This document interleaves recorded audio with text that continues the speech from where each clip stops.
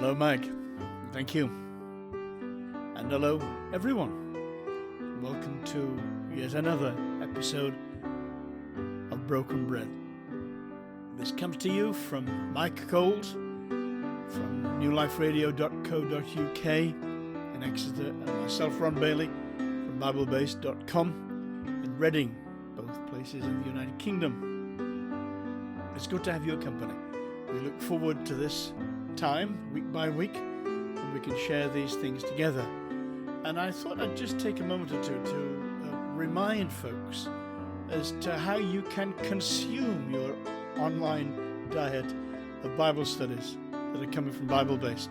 First of all, this comes out on Mike's radio program on 7 p.m. on a Thursday evening, and that's the first live launch of it. And then, about half an hour later than that, it's published onto the Bible-based podcasts website.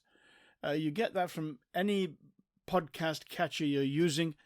You just search for Bible-based podcasts and you'll find quite a lot of things that we've done there over the years. So that's the second way. When Mike has published his radio broadcast, it immediately becomes part of Mike's archive, so it means that you can always return to the radio station and replay anytime you like. There's a lot of other really great stuff on there. What's next? Okay, well, it also goes on to our Bible Base or Friends of Bible Base Facebook group. It also goes onto our biblebase.com website, so you can find it in all these kind of ways. Oh, and yes, it also goes onto YouTube as well. So there are lots of ways you can find this, and we're always grateful for people telling us how they're consuming this product and what suits them best. Okay, let's make a start, shall we? So this is a day in the life of Moses, part 1. This is going to take us 2 sessions. Introduction. Haven't we been here before? That's usually the reaction to reading the book of Deuteronomy for the first time. And the reaction is understandable. That's why it's called Deutero, second, and Nomos, law. It's Deuteronomy. It's the second giving of the law, and the whole book is the account, in my opinion, of a single day. Some people will tell you that this is a series of sermons or messages that Moses gave over several days. I think the whole pattern of this book is emphasizing that this is a single day. More to say about that a little bit later. It's another illustration of the variable passage of time that we find in the chapter-by-chapter reading of the Scriptures. In fact, it seems that this was Moses' last day. The people group that witnessed Sinai are now mostly buried in the wilderness. This is a new generation. Aaron, the anointed priest, is dead. So is his sister Miriam. Moses and the people of Jehovah stand on the threshold of great changes. Moses, however, will not enjoy them. His journey has come to its end. There is a sense in which they're starting all over again. 40 years have passed since the original establishment of the covenant and the giving of the law. All those bright expectations are now in the dust. The sequence of the first 5 books of the Bible gives us a clear timeline of the people's journey. For example, Genesis is the book of beginnings and ends with the family of Jacob or Israel in Egypt. The storyline covers more than 2,300 years. Exodus, the second book of the Pentateuch, tells the story of their descent into slavery and the way in which they were released from the service of Pharaoh and brought into the service of God by redemption and covenant. That storyline covers more than 200 years. Leviticus, the priestly book, gives the instructions for the maintenance element of the covenant, the priesthood and the nations. The storyline covers less than a year. Numbers gives the preparations for the journey and the counting, assembling a census of the armies ready for the conquest of the land. It quickly descends into a series of disasters covering a period of almost 40 years. Deuteronomy will be a long message or series of messages and a roadmap for the 11-day journey to the promised land, and is full of wonderful promises and solemn warnings for God's people. The storyline covers a certain day, a single day. So the Pentateuch covers more than, possibly much more than, 2,500 years of history. Let's dig a little bit deeper. Today, says the Bible, if you hear his voice, do not harden your hearts. There's a real emphasis on today in the book of Deuteronomy. Today or this day, that little phrase is repeated again and again. This is a distribution graph I'm going to show you in a moment or two. These are the words, this is Deuteronomy chapter 1, verses 1 to 3. These are the words which Moses spake unto all Israel beyond the Jordan, that's to say on the eastern side of the Jordan, in the wilderness, in the Arabah, over against Suf, between Paran and Tophel, and Laban and Hazeroth, and Dizahab. It is 11 days' journey from Horeb by the way of Mount Seir unto Kadesh Barnea. And it came to pass in the 40th year, what a tragedy contained in just those few words. It is 11 days' journey from Horeb, that's the other word of the name for Sinai, 11 days' journey that took them the best part of 40 years. It's 11 days' journey from Horeb by the way of Mount Seir unto Kadesh Barnea. And it came to pass in the 40th year, in the 11th month, on the first day of the month, that Moses spake unto the children of Israel according to all that Jehovah had given him in commandment unto them. Deuteronomy chapter 1, verses 9 to 10. And I spoke to you at that time, saying, I alone am not able to bear you. Jehovah your God has multiplied you, and here you are today as the stars of heaven in multitude. Can you see that contrast between I spoke to you at that time and here you are today? That is 40 years in between those two phrases. I spoke to you at that time and here you are today. And we're introduced to this concept of today. The usage of today, or this used, a little phrase, in Genesis to Deuteronomy, that's what we call the Pentateuch, is really, I think, very instructive. This is a computer program that I have that I'm able to do some, I can follow some hunches up. Here's a spread. If you're not looking at this, I'll just explain it. Here's a spread from Genesis through to Deuteronomy. And you'll see that the phrase today or this day is used kind of sparingly through Genesis, Exodus, Leviticus, Numbers. And then you hit Deuteronomy and there are spikes all over the place. And simply because of the 113 references that are to this little phrase today or this day in the books of Deuteronomy, 113, 73 of them are in the book of Deuteronomy. The whole emphasis of Deuteronomy is this day, this day, this is the day. It's not a repetition of Sinai, but a new beginning. Not a covenant, but a renewal of the Sinai covenant. Maybe you know that the Methodists, following their leader, John Wesley, to this day usually still have an annual covenant renewal service. I think there's much to be said for annual covenant renewal services. This is the setting for a brand new beginning. Spiritually, they'll be brought back to their old starting point. There's a line in one of Graham Kendrick's old songs, and he says, I'd like to be a martyr if it didn't hurt too much, but I'll give you my permission to push me in. And in the middle of that, he has this little phrase, and he says, I see that you are asking for much more than I first bargained for. It seems I stand once more at the beginning of it all. I like that sentiment. It seems that you are asking for much more than I first bargained for. I seem to stand once more at the beginning of it all. I don't know about you, but that is the testimony of my life over many years now. Discover day by day that you're in deeper than you thought you were, and that God is asking for more than you first bargained for. Okay, so this is the setting for a brand new beginning. Spiritually, they'll be brought back to that old starting point. The book of Deuteronomy has more references to the Sinai covenant than any other book in the Bible. So the Sinai covenant is the backdrop, but this is a new expression of it. Deuteronomy chapter 5, verses 1 and 2. And Moses called unto all Israel and said unto them, Hear, O Israel, the statutes and the ordinances. You see, it isn't just the 10 Commandments, it's the whole bundle.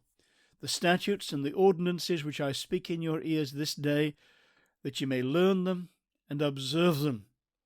There are 3 key words here.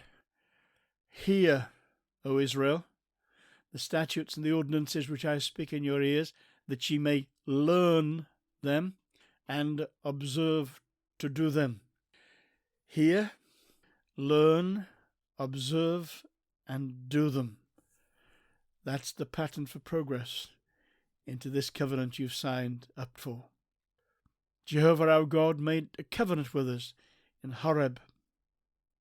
Then there's a clear distinction between the Abrahamic covenant and the Sinai covenant. The Bible does this a couple of times. It's important to notice that the Abraham covenant and the Sinai covenants are different. They have a connection, but they're not the same thing. This is Deuteronomy chapter 5, verses 2 and 3. Jehovah our God made a covenant with us in Horeb. That's the other name for Sinai. Jehovah made not this covenant with our fathers, in other words, Abraham, Isaac, and Jacob, but with us, even us, who are all of us here alive this day. There you go, another this day.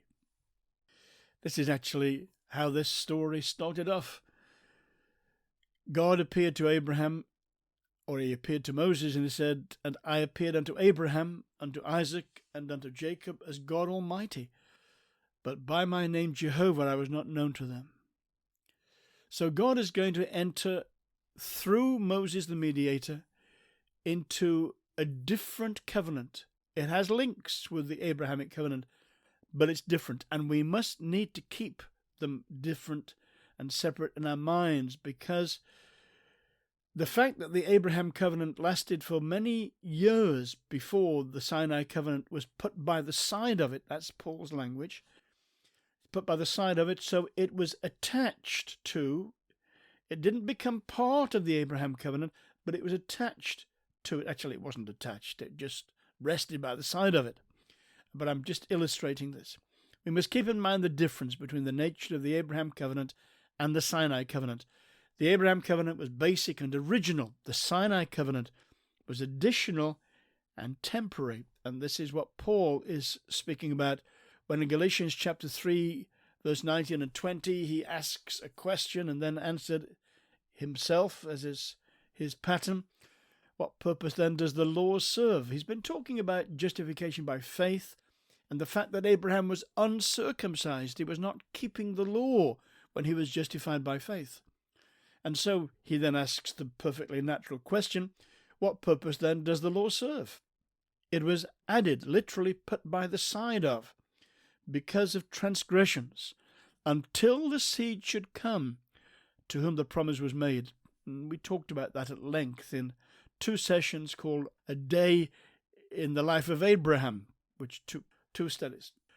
What purpose then does the law serve? It was added because of transgressions till the seed should come to whom the promise was made. And that seed is Christ, says Paul.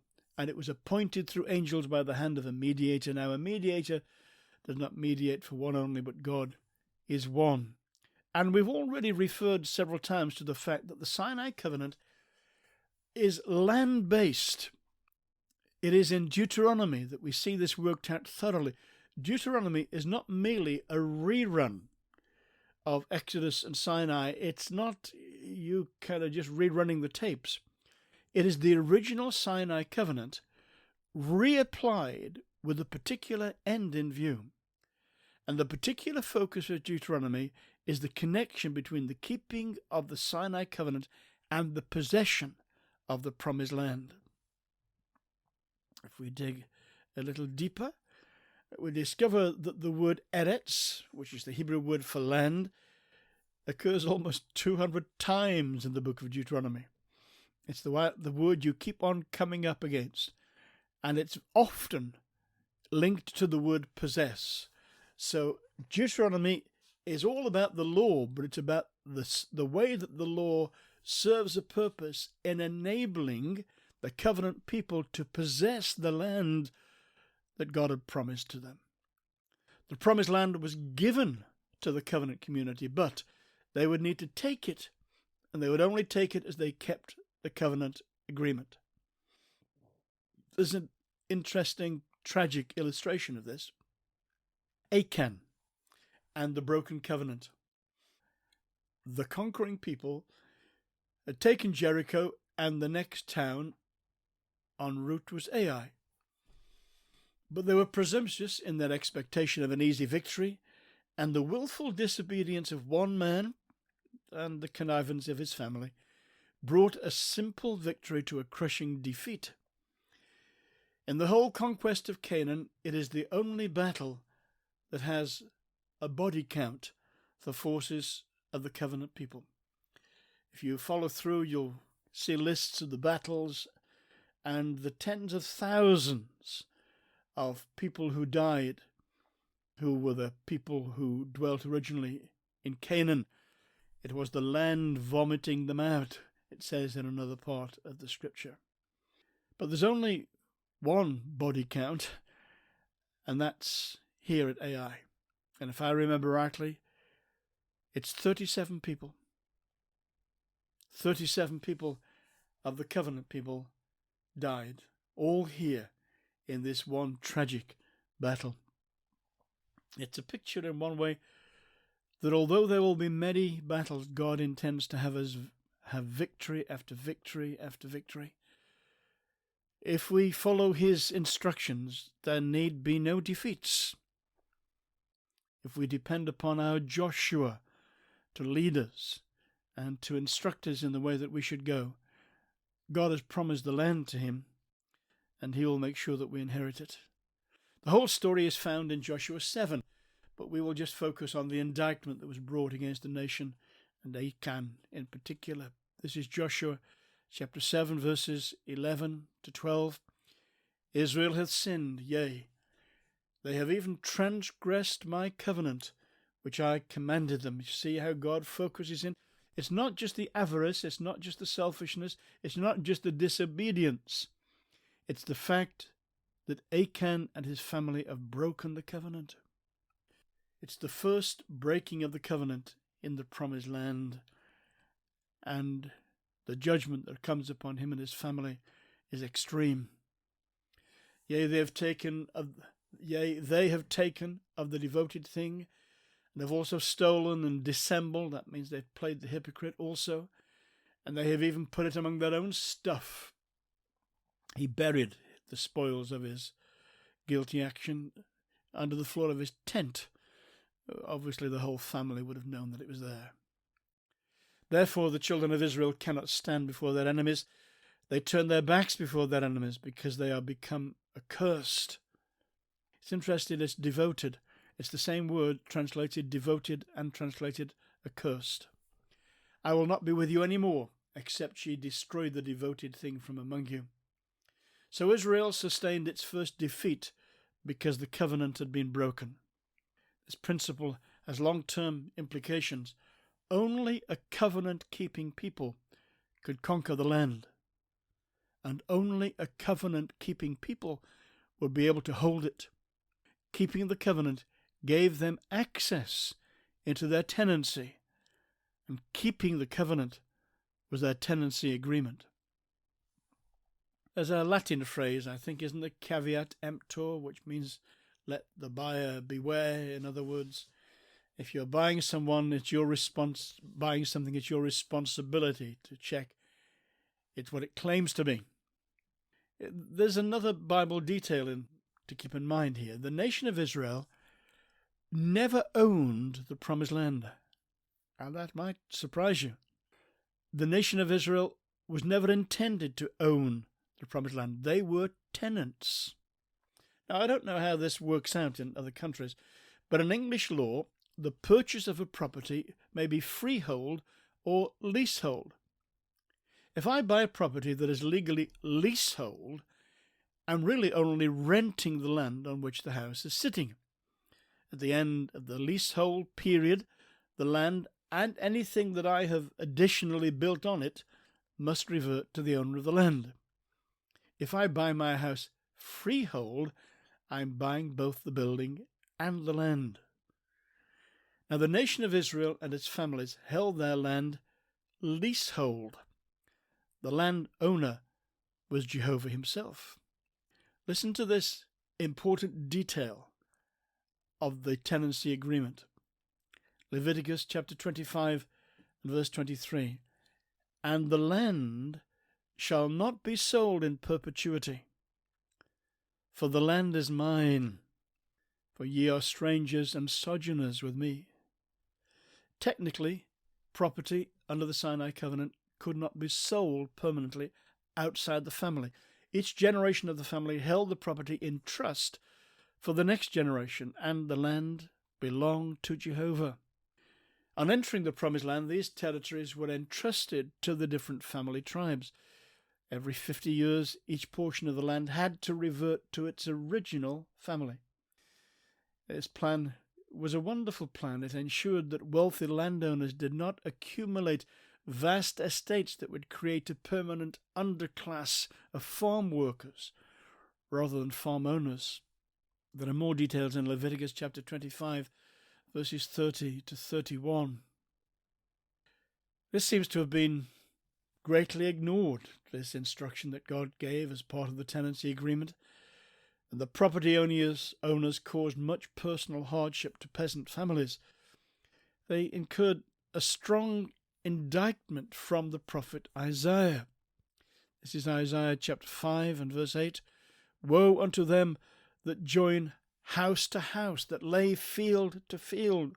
And you see what they're doing? They are doing land assemblies. They are accumulating vast estates. Woe unto them that join house to house, that lay field to field, till there be no room, and ye be made to dwell alone in the midst of the land. So the land-owning tycoons in Isaiah's day had put the whole covenant community in jeopardy of losing their promised land. And they did. This was written into the deeds. At so many points, the covenant people held their covenant land by a thread. And meanwhile, all day long, every day, God held out his arms. This is towards the end of Isaiah. I have spread out my hands all the day unto a rebellious people that walk in a way that is not good after their own thoughts, a people that provoke me to my face continually. It's an amazing picture of a people neglecting the law, behaving indifferently. Amos said they're grinding the face of the poor and they're selling them for a pair of shoes. Isaiah later on says, they're joining house to house, they're laying field to field. There's going to be no room for the ordinary people. I have spread out my hands all the day. This is God's this day. If you hear the voice of the Spirit, do not harden your hearts. Understand that today, this day, is the acceptable time. Today, this day, is the day of salvation. It's always like that. Throughout Israel's history, you'll find that again and again God brings them to a place where effectively he says, choose you this day who you will serve. Will you renew the covenant? Will you have your covenant renewal event that brings you back to the beginning so that you can start all over again? Again and again they'll come back to that place. Again and again they'll come to valleys of decision. It was in the valley of decision in the next generation after Moses that Joshua gathered the people together and said, "Choose you this day whom you will serve. As for me and my house, we will serve the Lord." Every day he holds out his hands. Every day, in small and sometimes big events, we have to face this choice. Choose you this day whom you will serve. As we choose his will, we take another step, and wherever our foot lands, that land is yours. It's yours by conquest as you've obeyed the direction of God. But if you go your own way, then everything that you've enjoyed thus far stands in jeopardy. You may lose your entire right to the land. This is an amazing event, the last day in the life of Moses, and I'm going to stop there and return, God willing, to this point next week. So thank you again for spending this time with us. We do appreciate your company, and we appreciate all your contact. Do tell us what you think about these things, and especially if you think we can do something better. And so, God willing, until same place, same time next week, we trust to meet again. Thank you for being with us. God bless you.